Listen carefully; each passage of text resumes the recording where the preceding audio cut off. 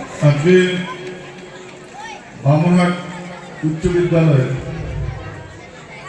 বার্ষিক সাংস্কৃতিক অনুষ্ঠান, যেটা আজ সকালে উদ্বোধন হয়েছে। উদ্বোধক হিসেবে আমার এখানে উপস্থিত থাকবার কথা ছিল, কিন্তু অন্য কাজে ব্যস্ত থাকবার জন্য আমি সকালের সেই কর্মসূচিতে উপস্থিত থাকতে পারিনি বলে দুঃখিত। আজকে এই সান্ধ্যকালীন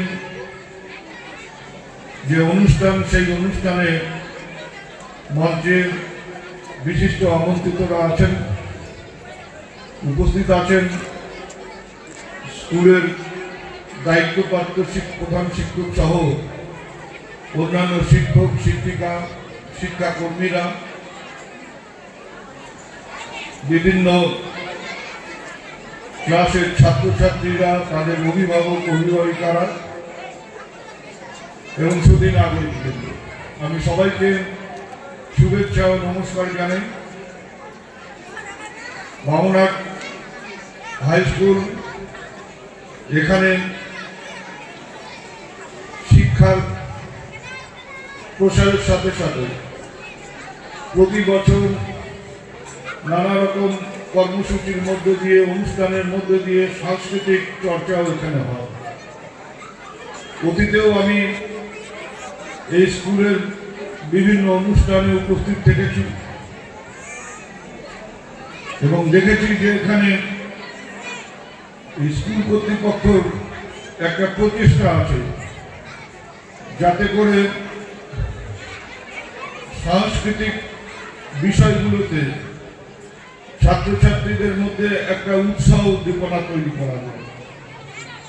এটার প্রয়োজনও আছে, কারণ আজকের সমাজ,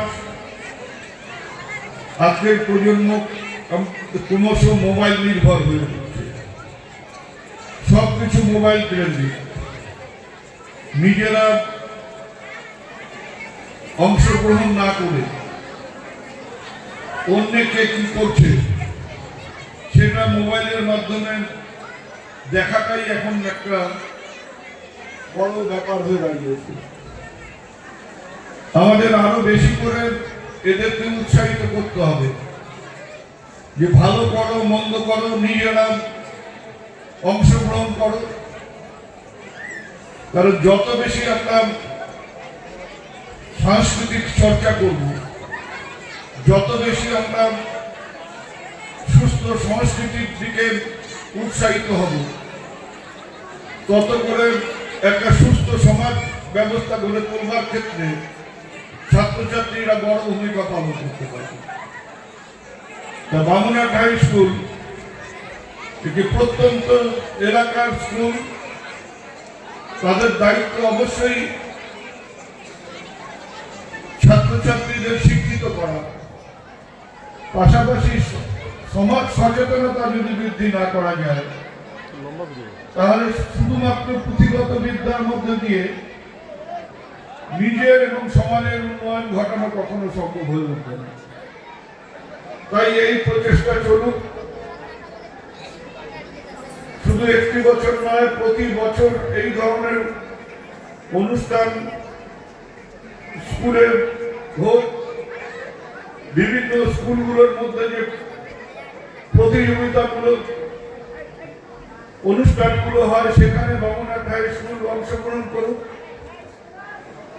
পুরস্কার পেলে ভালো, না পেলেও ক্ষতি নেই, কিন্তু অংশগ্রহণ করবার মধ্যে দিয়ে ছাত্রছাত্রীদের উৎসাহিত করার এই দায়িত্বটা নিতে হবে। এবং এইভাবেই একদিন দেখা যাবে যে বামনহাট থেকে যে ছাত্রছাত্রীরা আজকে বামনহাট স্কুলের সাংস্কৃতিক অনুষ্ঠানে অংশগ্রহণ করছে, তারা হয়তো একদিন মহকুমার গণ্ডি পেরিয়ে, জেলার গণ্ডি পেরিয়ে রাজ্যের বিভিন্ন অনুষ্ঠানে উপস্থিত হওয়ার সুযোগ পাবে, অংশগ্রহণ করবার সুযোগ পাবে এবং তাদের নাম ছড়িয়ে পড়বে। আজকে এ কথা বলতে কোন রকম দ্বিধা নেই, বরঞ্চ এটা আনন্দের বিষয়।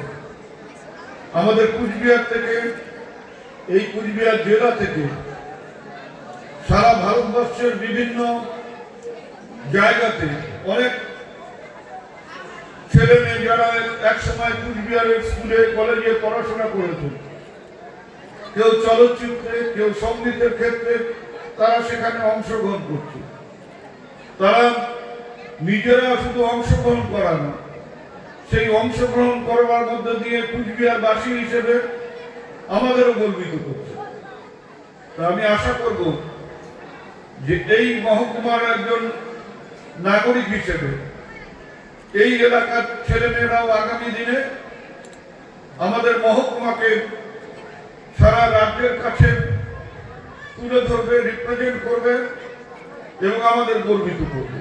আমি তাদের